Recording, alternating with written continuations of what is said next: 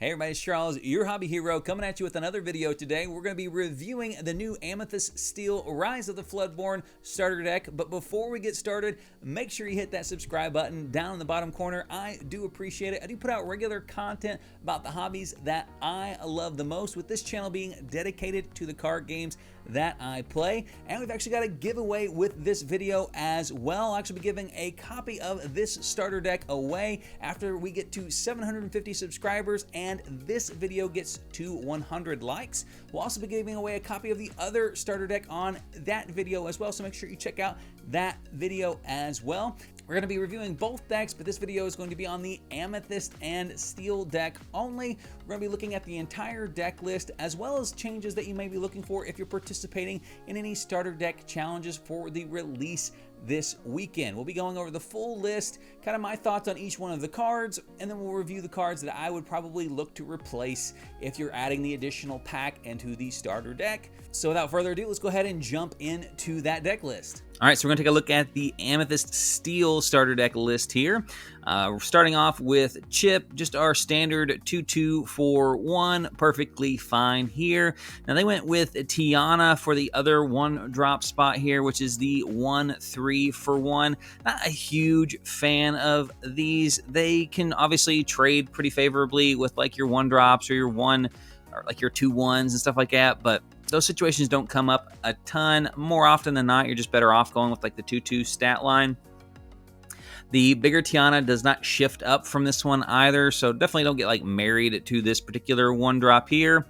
Now, on the other hand, this 2-drop here, Hey, the Persistence Presence, is a fantastic card, especially in the limited format. Just a ton of value out of this guy, and a card I would definitely mulligan for very early on in the limited deck battles. 2-drop, he's a 2-1-for-1, so nothing crazy on the stat line, but he's got this ability. He's back. When the character is banished in a challenge, return this card to your hand. Now, that means, turn 3, I'm challenging with this guy probably every turn. Doesn't matter if it's favorable or unfavorable. This deck has a lot of challenger abilities in it as well to make this guy really bump up and take off. This is just a ton of value for a card, especially since neither one of the decks has a ton of like direct damage removal or targeted removal. Makes this guy very hard to actually get off the board and stay off the board. Super MVP card right here for the limited deck battles. Next up is Cusco. Very similar here. He's got a 2-drop. He's a 1-2, 1-lord generator. Nothing crazy here. But he's one of those cards, sort of like Grandma Tala in set 1. They're not going to want to challenge him, so he's kind of got like pseudo-evasive. Because when he is banished, you get to draw a card and replace him in your hand. So, you're going to play this guy out and basically just get to challenge or get to lure away for as long as you want, or eventually give him challenger and swing in when they're not expecting it to take out a bigger character and then draw a card to replace him. Next up, we've got Madam Mim. The Mim Merlin package is definitely what this deck is kind of themed around. This Madam Mim is one of my favorite for constructed. In limited, she's less effective, but still good nonetheless. A decent body, 3-3 on a 2. She's going to be able to challenge pretty favorably at that spot, and she's going to allow you to kind of recycle a lot of the cards, whether they be Merlins to get the triggers or like damage characters you're just wanting to save for another turn by bouncing it with this Just You Wait ability. The Merlin Squirrel here is probably the worst Merlin as far as effectiveness on the game. Now, he is inkable. He's a 2-1 here, but his ability is really not super impactful and definitely not the Merlin that you want to be bouncing in and out of play. Just has the ability to look before you leap when you play him, and when he leaves play, you can look at the top card of your deck, and you can put it on the top or the bottom of your deck. So it helps a little bit. It's definitely not no ability at all. But for the decreased stats here, it's not an ability that I really want to take advantage of very often. Next up is Cinderella as a 2-2-for-2 1-lord generator that is inkable. She's pretty understated compared to what you really want in this spot in a limited format. She does have the ability to have courage, which is a little bit of a deck filtering aspect. Similar to the Simba in set 1, she draws a card and then discards a card. This card's real value comes from the fact that she's a shift target for the 7-drop Cinderella, but she is not in the starter deck, so unless you open her up, she's really just kind of a role player in the deck. Don't forget, though, that you don't have to activate this ability. So if you like the cards that you have in your hand and you don't really want to get rid of any of them, then I wouldn't activate it in most cases. Now, talking about stats lines, this guy is exactly where you want to be at, that 2-3 for 2 1 lore generation. This particular stat line is very, very good in the limited formats. This one also does provide a target to shift into the larger Hercules if you do happen to open that in your pack as well. Still a solid all the way around card either way.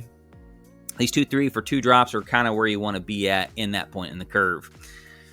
Prince Eric, another great 2-drop, one of probably the best 2-drops out of set 1. Just that 3 willpower, challenging for 3 with that challenger plus 2 ability, allows him to create some very favorable exchanges for a 2-drop. They got him in here as 2 copies of him. This card can single-handedly create some stalemates and allow you to kind of build up your presence on the board. Really like this particular 2-drop. We got the Huntsman here. He's a 2-drop inkable 1/1 2 lore generator with the ability Change of Heart. When his character quests, you may draw a card, then choose and discard a card. Not a card by itself that I'm a huge fan of. However, you can quest with him, get your 2 lore, activate his ability, and then play like a mem card to bounce him back to your hand. And then if he's not really good past that point, you can always ink him at that point in time. I definitely think that the fact that he is inkable is this guy's saving grace, and then the fact that he is in a deck that can bounce him allows you to get this 2 lore value out of him and then pop him back to your hand. Madam Mim Fox, this is a rare 1-drop. This is one of my favorite ones, mostly because it's a rush character that is inkable.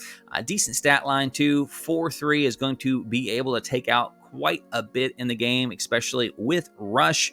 Has the ability Chasing the Rabbit. She, like the other Mims, will bounce a card when she comes into play, which, and again, normally would seem like a drawback, but the Merlin and Mim kind of interactions, as well as a few other ones, are really trying to make that returning it more of an asset than just a straight drawback.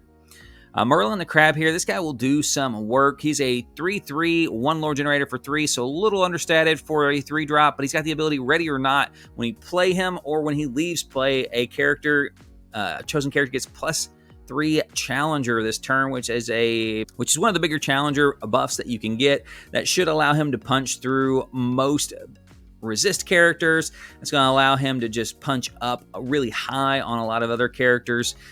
Really like this crab, and again, those interactions with them coming in and out of play just gets you a little extra value on those as well.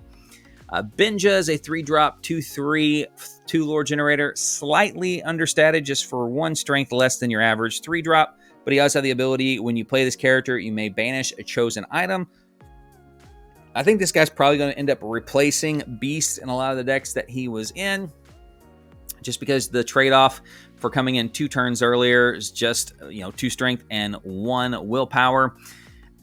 In this particular format, it's not going to do a whole lot in the mirror matches, but against the blue deck, it can keep them off of being able to maximize any of their extra triggers off of their item abilities. So I do like him in that instance a lot as well. I think he's playing very aggressively against the blue deck because it doesn't really matter what the item does for them. They're going to want to banish it to get some extra value off of Flavisham or Agent Hops.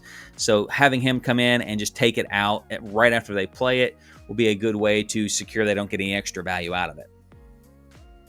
Now, Lawrence here is a very interesting card. He's a 0/4 2 lore generator for 3, which those stats by themselves are pretty terrible. However, he does have the ability Payback. When this character has no damage, he gets +4 strength, which means he's probably going to take down at least something sizable whenever he gets challenged.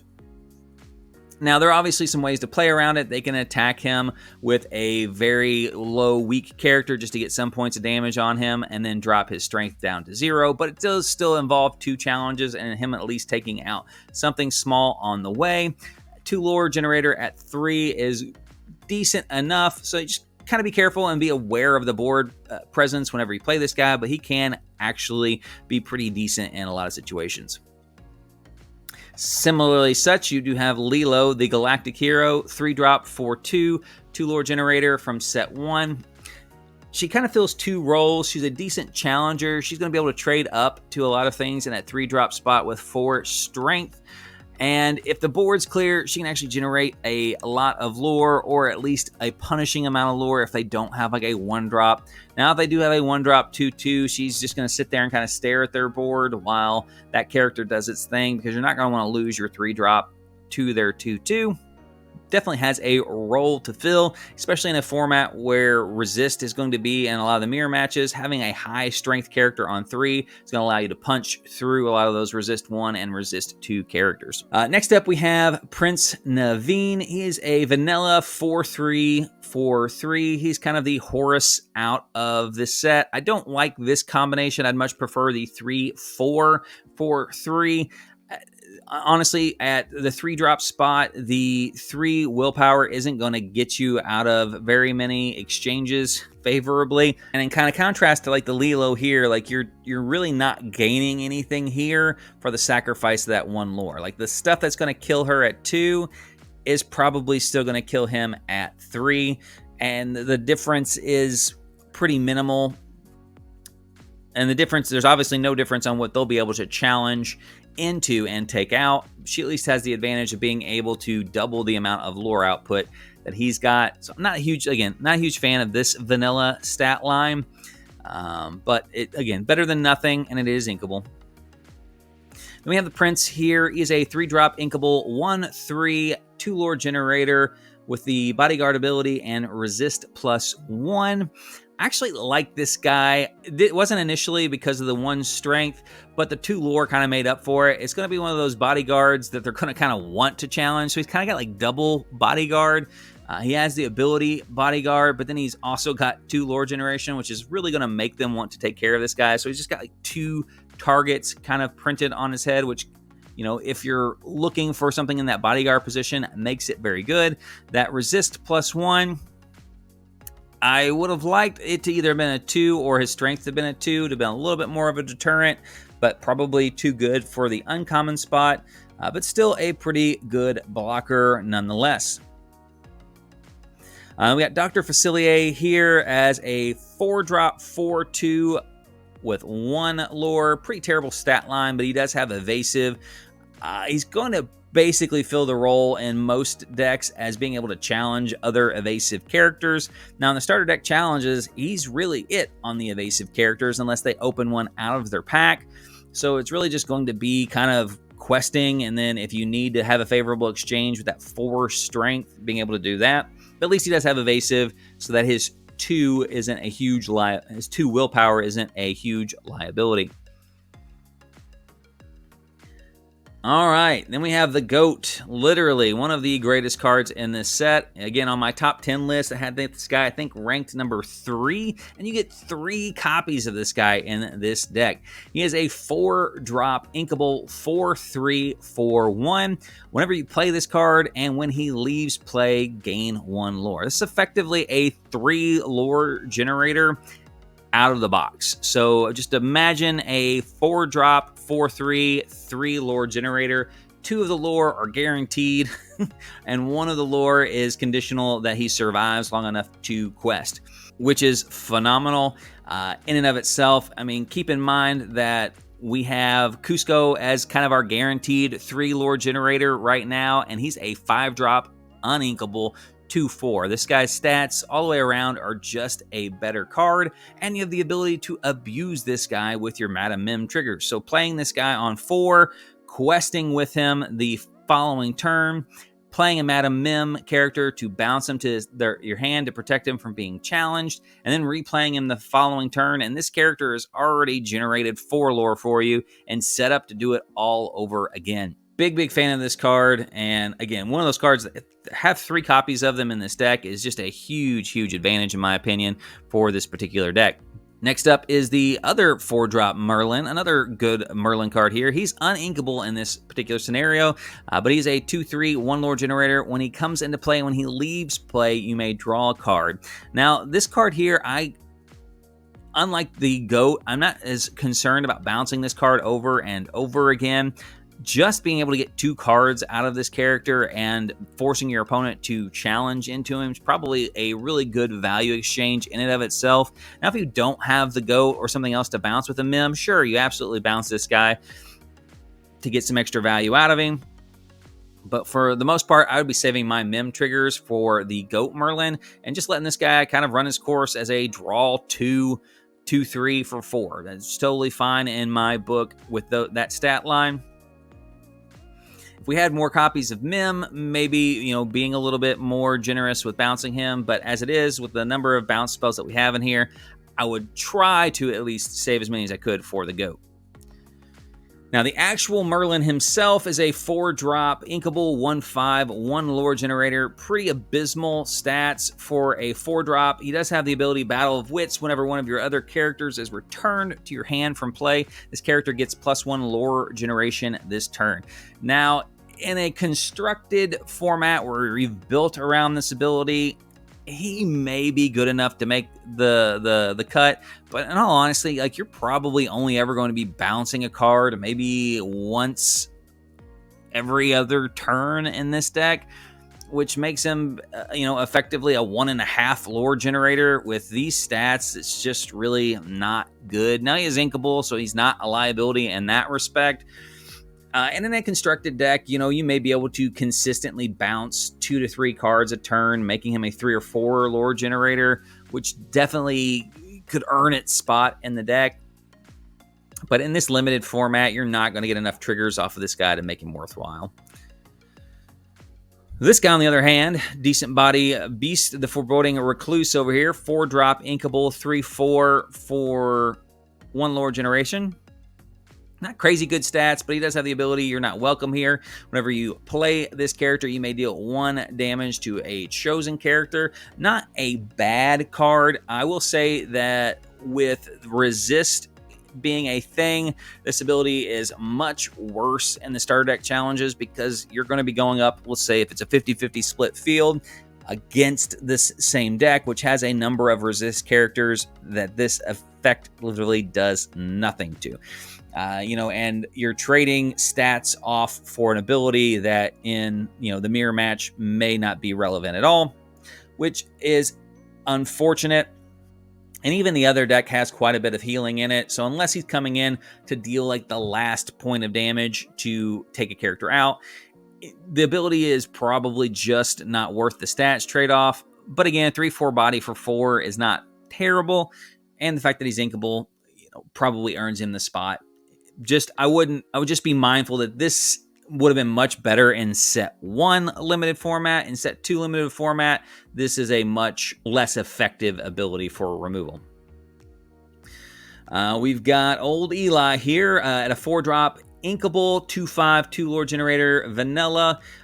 2 lore generation with 5 willpower is nice. A lot of things. There's not much that's going to be able to trade 1-for-1 with him on curve.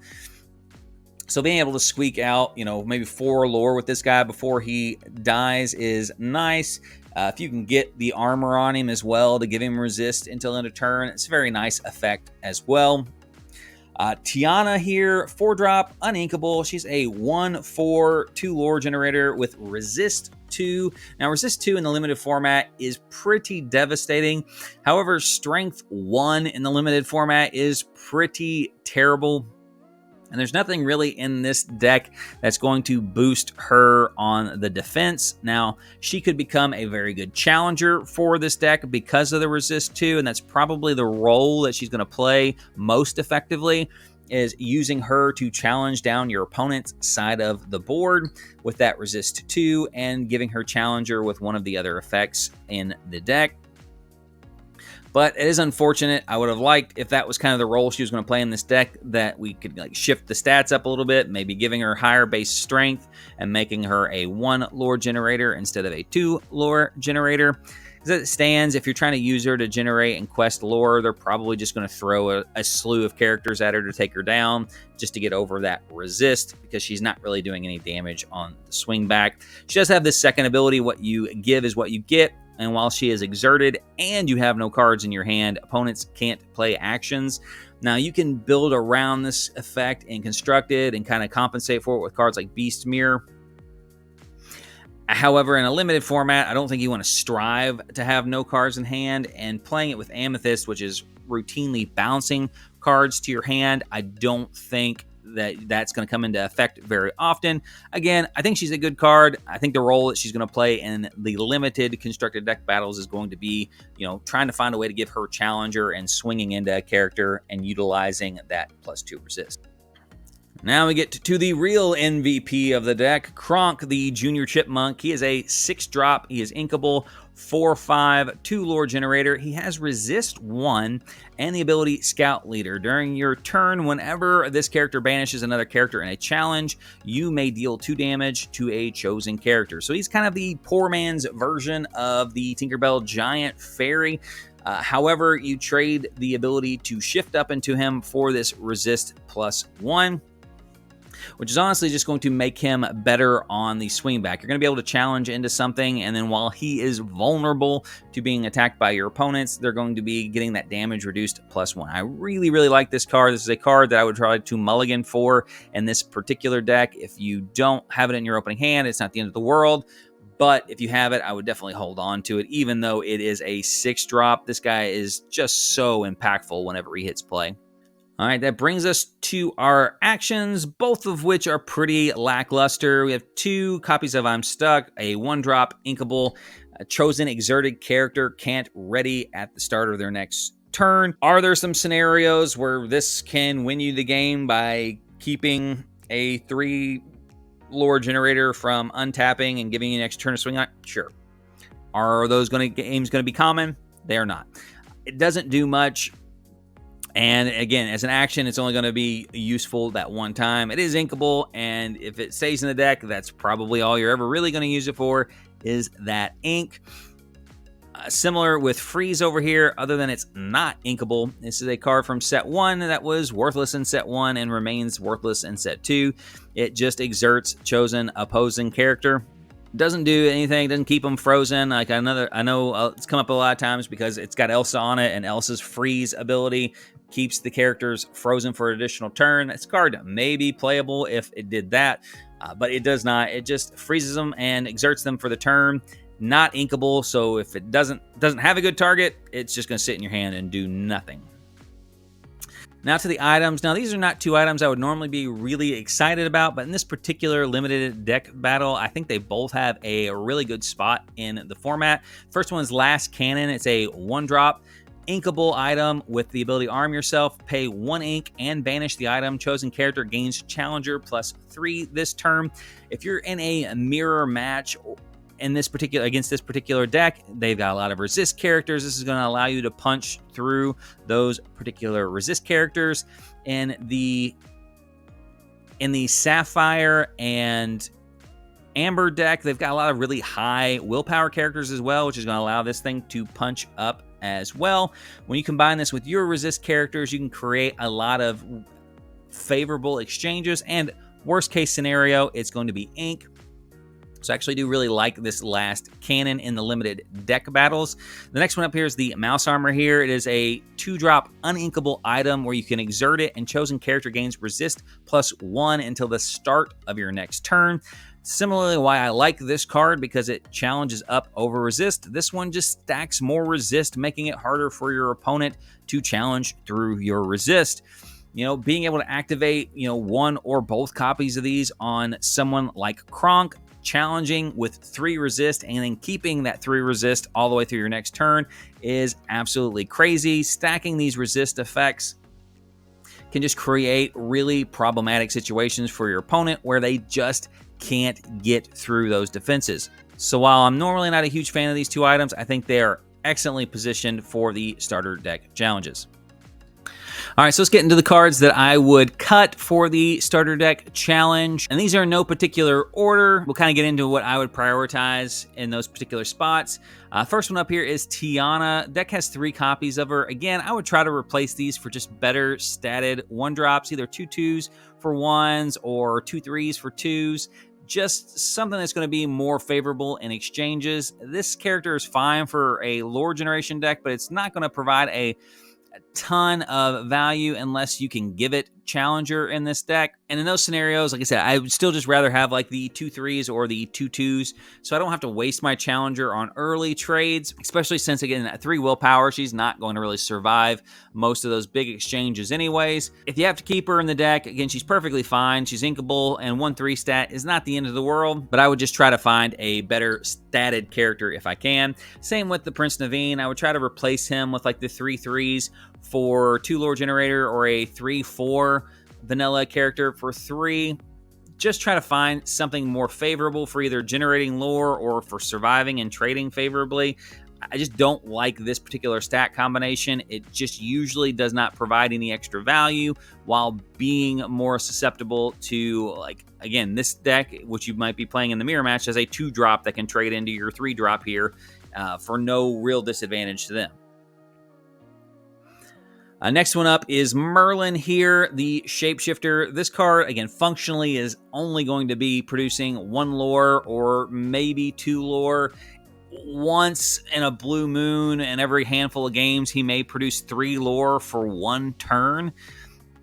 Just not worth having in the deck. Again, being inkable, you can keep him in if you don't have anything better in there, but I would say more often than not, this is going to be a character very easy to replace just based on these stats alone. Then we have the actions. The action cards are pretty much all terrible. These don't really serve any purpose whatsoever. Obviously, freeze being the bigger priority to remove since it is uninkable, but both effects really are not ever going to be worth the lore and are going to be worth the ink, in my opinion, to play.